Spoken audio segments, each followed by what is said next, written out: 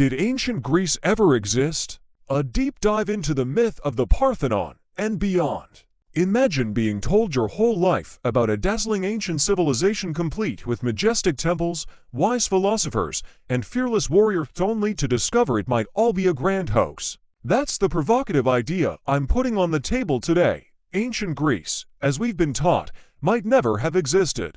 Specifically, I want to zero in on the Athenian Acropolis and its crown jewel, the Parthenon.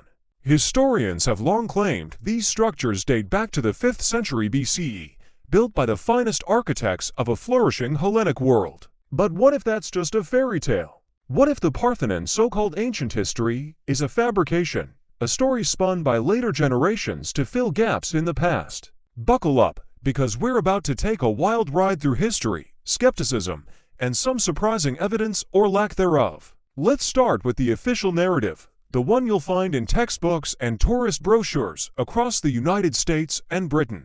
The Athenian Acropolis is described as an ancient complex of buildings, most of which were supposedly constructed in the 5th century BCE by master architects of Greece. It was, they say, a hub for pagan worship, dotted with temples dedicated to Athena, the goddess of wisdom, and war alongside Poseidon and Nike. The Parthenon, the star of this show, is hailed as the ultimate monument of ancient Greek architecture, built to honor Athena, the patroness of Athens and the surrounding region of Attica. It's an awe-inspiring story, a golden age of democracy, art, and philosophy, all crystallized in gleaming marble atop a hill overlooking Athens. But I'm not here to parrot those tales. You can find that stuff on Wikipedia or in any guidebook about Greece's top attractions. Instead, I'm asking, what if it's all nonsense? What if the Parthenon and the whole idea of an ancient Greece are built on shaky ground? There's a lot that doesn't add up, and the more you dig,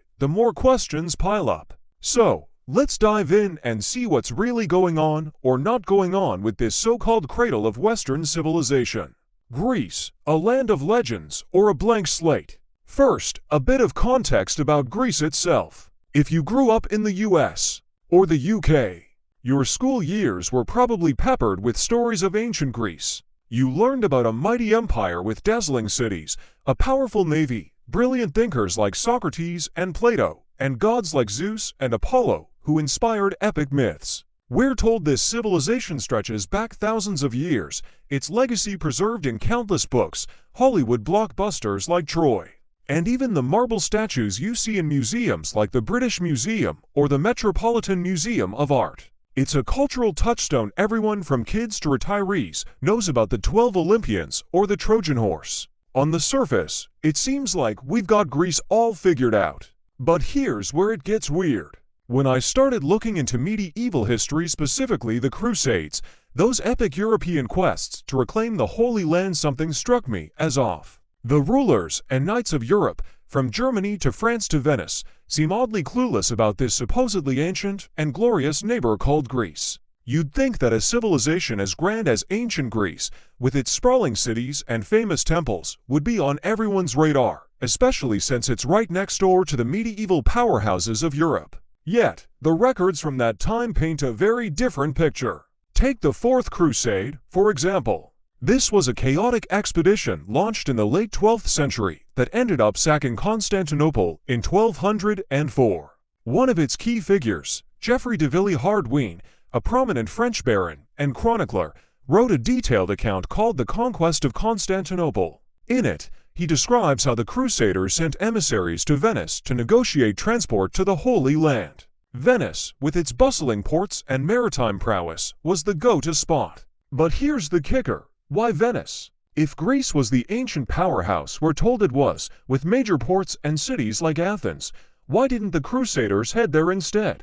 The Balkans, including modern-day Greece, are geographically closer to Jerusalem than Venice is. Surely, a thriving Greek civilization would have been a more logical choice. The answer, it turns out, is pretty shocking.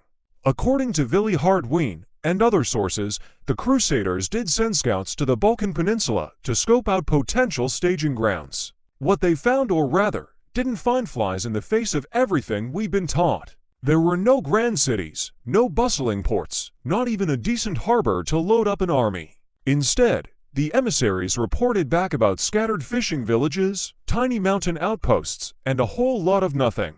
No majestic Athens, no thriving Corinth, no sign of the legendary Greek civilization that supposedly dominated the region for centuries. Just wilderness and a handful of scrappy settlements. How does that square with the image of ancient Greece we've all grown up with? A historical void. What the experts say, this isn't just some wild theory I cooked up. Let's bring in a heavy hitter from the 19th century, Ferdinand Gregorovius, a German historian who dedicated years to studying the medieval history of Athens. His magnum opus, History of the City of Athens in the Middle Ages, is a meticulous dive into every scrap of evidence he could find. And his conclusion? There's no solid proof that Athens even existed as a significant city before the 10th century CE. That's right, 10th century, not 5th century BCE.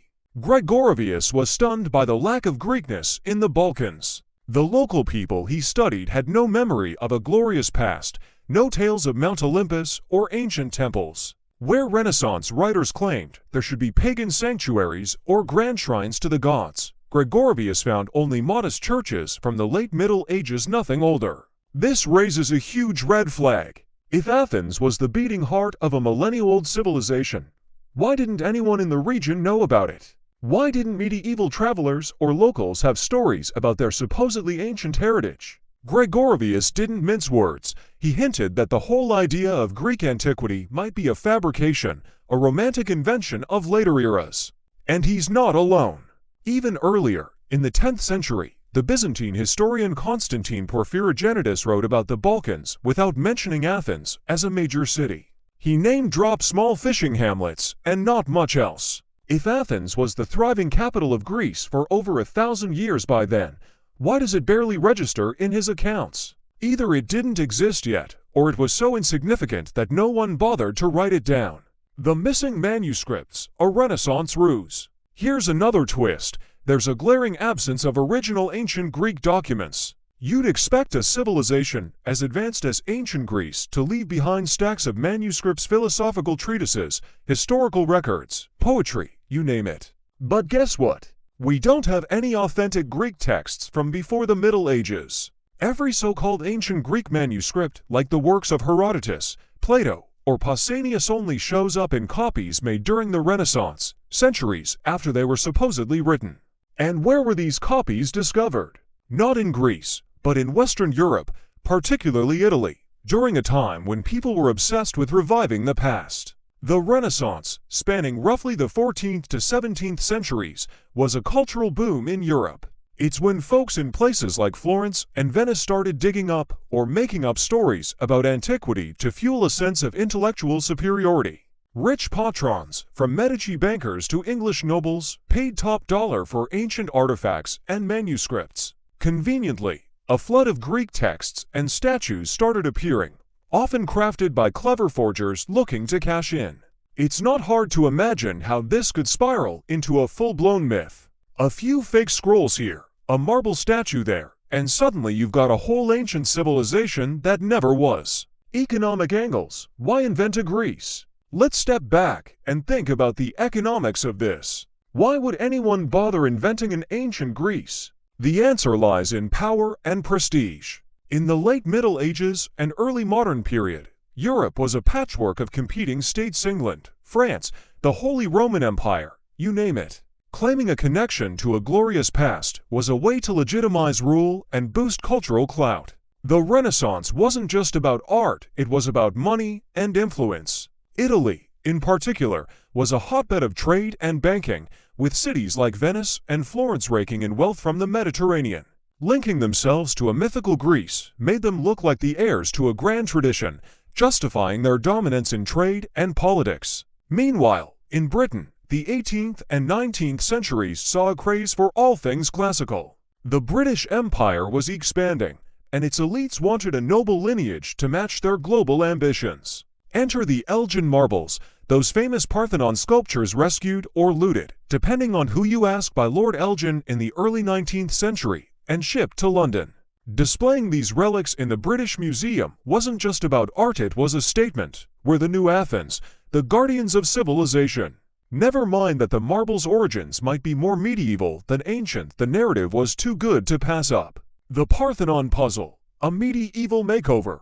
Now, let's zoom in on the Parthenon itself. The standard story says it was built in the 5th century BCE under the leadership of Pericles, designed by architects like Echinus and Callicrates, and adorned with a massive statue of Athena by Phidias. But if Athens didn't even exist as a notable city until the 10th century or later, how does that timeline hold up? Spoiler, it doesn't. Consider the Crusades again.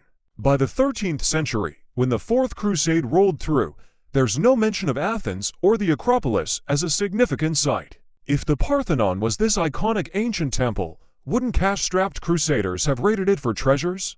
Medieval armies weren't exactly known for restraint. Look at how they trashed Constantinople. Yet, the Acropolis barely gets a whisper in their chronicles. It's as if it wasn't there, or at least, wasn't worth noticing. The first real clue about the Parthenon comes much later, in the 14th century. On the 24th and 25th of February, 1395, an Italian traveler named Niccolò da Martoni visited Athens. His account, preserved in the National Library of France, is the earliest detailed description of the Parthenon we've got. And it's a game-changer. Martoni doesn't describe some crumbling pagan ruin, he paints a picture of a shiny, brand-new Christian church. The silver doors gleamed, the columns sparkled, and inside were Christian relics, including an icon of the Virgin Mary supposedly painted by St. Luke and a copy of the Gospels written by St. Helena, mother of Constantine the Great. This wasn't a temple to Athena, it was a medieval cathedral, fresh off the construction site. What's going on here? To understand, we need to rewind a bit. In 1385, a Florentine noble named Nerio Aiaccioli seized Athens from the Catalan Company, a mercenary group that had controlled the region since 1311.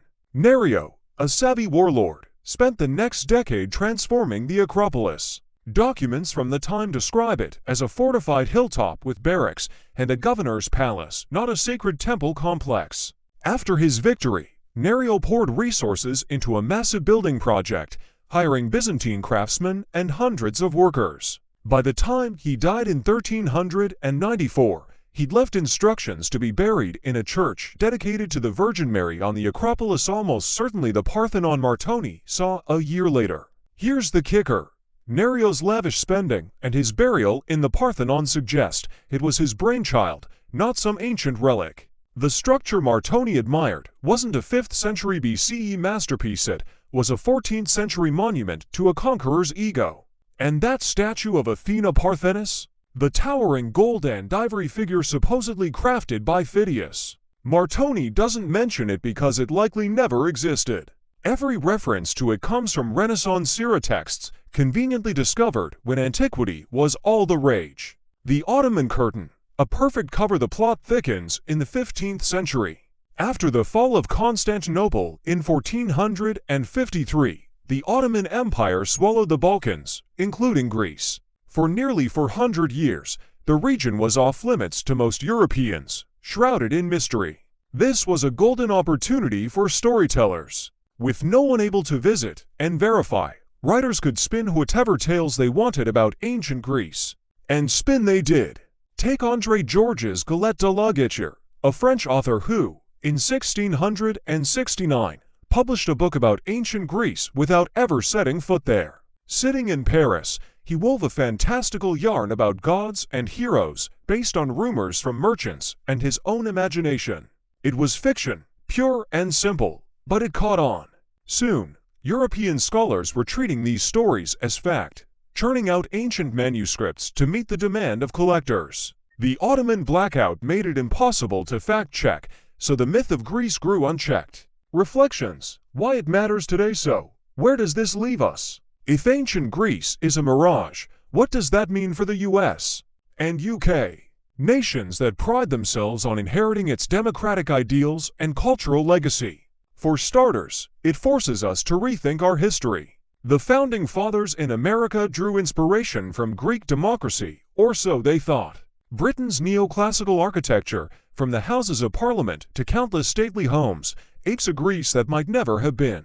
If it's all a Renaissance con job, we built our identity on a house of cards. Economically, the implications are just as big. Tourism is Greece's lifeblood today, pulling in billions of dollars and pounds annually from visitors flocking to see ancient sites. In 2023 alone, Greece welcomed over 32 million tourists, many drawn by the Parthenon's mystique. If that mystique is a lie, what happens to the hotels, the guides, the souvenir shops? And what about the art market, where Greek artifacts fetch millions at Sotheby's or Christie's? A reckoning could be costly. On a personal level, I can't help but feel a mix of awe and unease. The Parthenon is stunning. I've seen the photos, even if I haven't stood beneath its columns. But the idea that it's a medieval creation, not an ancient one, flips everything I learned in school. It's like finding out Santa Claus isn't real, only with higher stakes. Maybe that's why this matters. It's a reminder to question the stories we're fed, whether by historians, governments, or Hollywood. Conclusion: your turn. I've laid out the case. Ancient Greece might be a myth, and the Parthenon might be a medieval newcomer dressed up as an antique. The evidence, or lack of it, points to a history that's younger and murkier than we've been told. But I'm not the final word here. What do you think? Are you convinced by the Crusaders' silence, Gregorovius's doubts, and Martoni's shiny church? Or do you reckon there's more to the story, some hidden proof waiting to be dug up? Drop your thoughts below. Let's keep this conversation going.